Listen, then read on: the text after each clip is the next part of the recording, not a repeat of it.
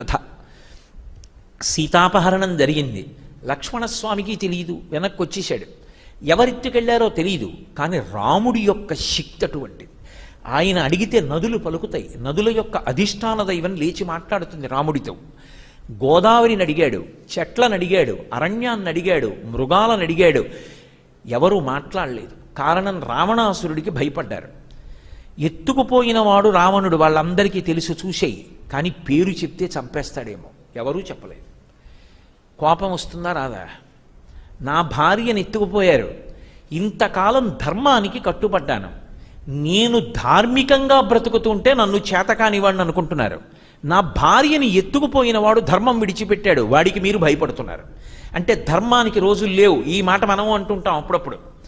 ధర్మానికి రోజులు లేవు, కాలం మారింది అనకండి. అప్పుడు రాముడు ఏమన్నాడో ఇప్పుడు నేను అదే అంటాను ఒక్కొక్కసారి. ధర్మానికి రోజులు లేవు, అందుకని నేను ధర్మాన్ని కాసేపు పక్కన పెట్టేస్తున్నాను. ఇప్పుడు నా విలువిద్య ఏమిటో చూపిస్తాను. తమ్ముడా లక్ష్మణ, నా నారాజ బాణములను ప్రయోగిస్తున్నాను. రాముడి యొక్క భుజములు తాండవం చేస్తాయి. 1 గంట 48 నిమిషాల్లో 14,000 మంది రాక్షసుల్ని మట్టు పెట్టాడు. ఇప్పుడు నేను నా బాణప్రయోగం చేసి శరపంజరాన్ని కడతాను.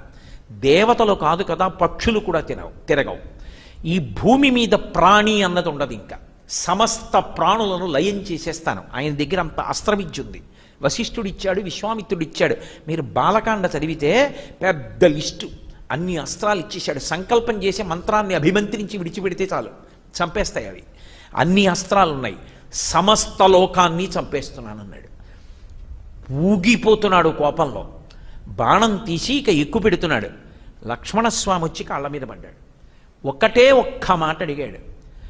అన్నయ్య, వదిన కనపడలేదని లోకాన్నంతటినీ చంపడానికి గురువుగారైన వశిష్ఠుడు, గురువుగారైన విశ్వామిత్రుడు మనకి ఈ విద్యనిచ్చారా అన్నాడు. అన్నయ్య, చంద్రుడంటే చల్లతనం, సూర్యుడంటే కాంతి, భూమి అంటే ఓర్పు, ఆకాశం అంటే వ్యాపకత్వం, రాముడంటే కీర్తి. త్వయిచానుత్తమం యశాహ. నీ స్వార్థం కోసం నువ్వు నీకిచ్చిన అస్త్రాల్ని వాడుకోవని, లోకక్షేమం కోసం వాడతావని గురువులు నీకిచ్చారు. వదిన కనపడలేదని వదిననెత్తుకుపోయింది ఎవడో ఒక్కడు.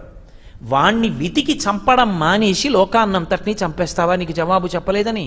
అందుక అన్నయ్య నీకు ఇచ్చింది అస్త్రవిద్య అన్నాడు. మీరు ఇప్పుడు ఆలోచించండి. ఒక సంఘటన జరిగింది, సీతాపహరణం జరిగింది. ఒక సంఘటన, ఇట్స్ ఎన్ ఇన్సిడెంట్. రాముడు ఒక మాట అనొచ్చు, అసలు జరిగిందంతా నీ వల్లే. నువ్వు ఉండరా సీతమ్మ దగ్గర అన్నాను, ఉండడం మానేసి నా దగ్గరికి వచ్చావు, ఎవడో ఏదో అన్నాడని. పైగా నాకు నీతులు చెప్తున్నావు, అవతలకన్నా ఒక్క తన్ను తన్నచ్చు. వెంటనే రాముడు విన్నాడు. తమ్ముడా, మంచి మాట చెప్పావు, నిజం. గురువు